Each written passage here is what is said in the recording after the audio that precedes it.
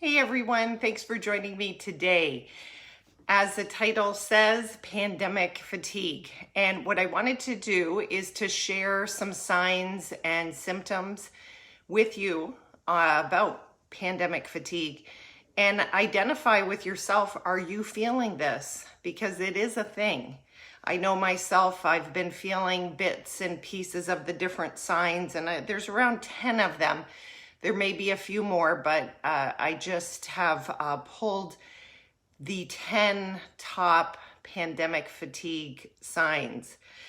Now, it's important to know what the signs are, but I also want to give you some suggestions on how to manage and prevent further pandemic fatigue. We've had all a challenging year and a half, and we're still in the thick of it, it seems. So it's so important to manage this because our ability to take care of ourselves and our brain is very, very important. Now, let's just get right into it because it's not going to be a super long video here. Signs, I was surprised about this sign of fatigue. You're not as diligent about wearing a mask or washing your hands. Number 2, you are getting enough sleep, you think, but you still feel exhausted in the morning. You are less careful about social distancing than you were. Now, those two about the mask and social distancing, I think it could possibly be the opposite as well. Maybe it's super extensive for mask wearing and social distancing, where you're not able to go out if other people are not wearing their mask and social distancing. Another sign is you feel more impatient, you're more irritable. I know that for me, when I get fatigued, I am definitely more irritable. I'm definitely more, I'm just exhausted. It doesn't matter how much sleep I have. Another sign is things can upset you, and things can upset you more than they previously did. You don't let them roll off your shoulder. You take things personally. Now, this list I did modify from Psychology Today. So it is something that is a thing, the pandemic fatigue, and sharing those tips or those signs with you. Now, there's a few more. Maybe you're feeling really stressed and exhausted for doing tasks and situations that you previously were able to do without a difficulty, that you managed well. But now it's an effort, it's a real effort to do those small things, those small tasks. You're feeling more stress.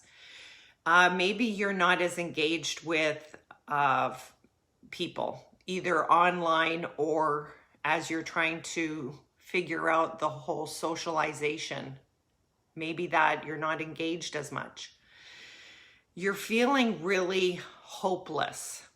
You feel like it's never, what can I do? I can't, it's out of my control. Having that feeling of hopelessness.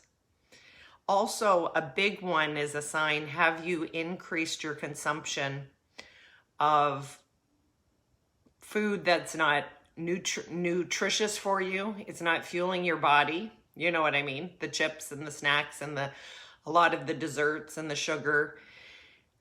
Not only food, but alcohol. Are you over consuming alcohol and drugs? Maybe you're also finding it hard to concentrate and to focus. I know when I work with a lot of my clients have been saying that they're going through these different signs of pandemic fatigue. So we talk about it, we identify, when I work with somebody, I identify with them, okay, what are the signs? What's happening in your life? What's the trigger? Then once we know, we can say, okay, what's the plan? How can we fit the things I'm going to talk about with you, some of them, how can we fit them into their life? So my coaching clients, I really emphasize self-care and really taking control of their health. Because if you don't have your health, you don't have anything.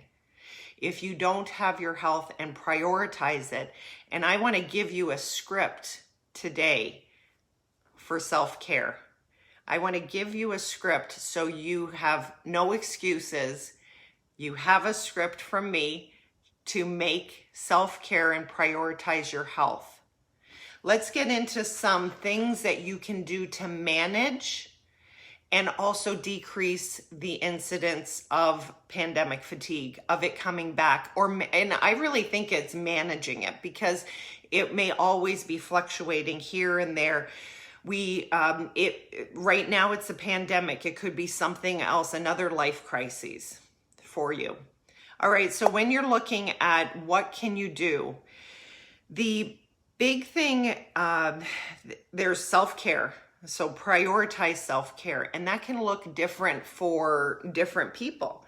So for you, it could be taking a walk outside in the evening. It could be meditating. I think everybody should meditate. It could be meditating. It could be yoga. It could be just reading a book, unplugging. It could be Epsom salt bath, a manicure, pedicure. Self-care, prioritize and do something every day to help you. Not just exercising, not just eating well, but really make self-care super duper, super duper important. Prioritize it. The other thing is decrease your intake of social media and news. It's so easy for us to just look at our phones for everything, and it becomes a habit, and it's a dopamine hit for looking at things on the news and social media, and it fatigues our brain, it fatigues our body. So really limit that. I know you've heard it before, but really prioritize it, because it will make a difference on your fatigue level. And it's important to stay up on the news, but not to obsessively have CNN on all the time. You have to have a break from that, because you're either obsessing about news and obsessing about things coming in, or you're managing yourself and you're making yourself better and you're showing up for yourself so you can show up for your family. The other thing I would suggest is prioritize your movement and nutrition. This is huge for all across the board. We need to prioritize and make our movement, exercise, and nutrition a priority. What we put in and what we do to train our body and our mind will show up in our life.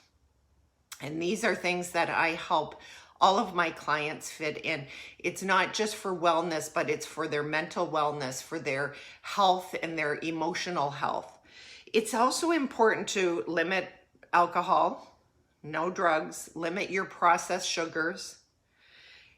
Also think of processing emotions. And this is something that we do with coaching, because often when people have a block and they're not able to reach their goals, it's because they're squashing down how they're feeling, they're truly feeling. I was joking with one of my clients that when I first started to process through negative emotions, I actually had to Google what negative emotions were. I knew the general ones, anger, frustration, but then to really get into the very specific negative emotions. And I actually give my clients a flow chart that shows all of the emotions. They can look at it, and we work on bringing them up in the scale in the emotional range so they feel better. They can manage their emotions. And when they can identify their emotion, manage the emotion, then they can choose how they want to move forward and how they want to feel. And then it becomes less of a block. So a lot of times with pandemic fatigue, we're just in this, also this fight or flight response. And we have to really minimize this fight or flight response. That one key way is breath work, meditation. activating the parasympathetic nervous system. I go into it quite a bit all in my podcast, where I'll talk about the parasympathetic nervous system and how you can hack into that nervous system, and it helps you to relax, decreases the heart rate, decreases the breath rate. And with the parasympathetic nervous system, it really is important in the stress management. So you can activate this parasympathetic nervous system by taking a huge inhale and even a longer exhale, because it activates the vagus nerve, which then activates the parasympathetic nervous system. So managing pandemic fatigue, get in touch with your body, get in touch with you, processing the emotions, managing your stress through self-care, through the breath work, through yoga. And the other thing is connect with people. It's really important to connect with people, not just online, but if you can meet with people safely, comfortably for you, it will do so much for you to have that connection, not just the social media connection and not just through Zoom, but really get in touch with people. It doesn't have to be that many people, but just connect with them. That's going to be really helpful in managing pandemic fatigue. Now, the other thing is, the last thing, well, there's two. Find your purpose. I think a lot of us and a lot of my clients, when I start working with them, they are trying to find their purpose. Either from the pandemic, things have just changed so significantly for them, or they've always known that they've wanted something more, and they just don't know. They're searching and they're confused. I help them identify and find their purpose and work towards achieving and realizing that purpose and achieving their dreams and living out their dreams in what they want to live a happy and joyful life, to enjoy life. And that comes to the final part, is start enjoying life. I'm not saying that we're going to go back to normal, because there's not the way we were living before. It may never come back to that way. And you need to take control of your mindset. You need to take control of your life. You need to take control, because you're the only one who can take control. Don't wait for somebody to give you the permission. Don't wait for somebody to take control for you. You do it. You have it in you. And this is why I love coaching, because I really help people.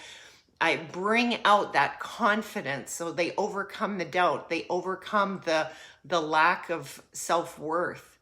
So they become, and they identify that they are worthy, that they have the skills, and they have it in them to rebuild that confidence and know that they can live a happy, enjoyable life. So with managing the fatigue, the pandemic fatigue, identify it and work through it. I'd love to help you. If you would like to set up a consult, and it's chatting with me, we'll see, talk about what issues you have, how coaching can help you. And I know it can help you. I know, because I know I've overcome so many things in my life. I'm really excited about coaching this year and helping people manage through, if it's the pandemic fatigue or if it's all the other things that we have to deal with in our lives. So DM me.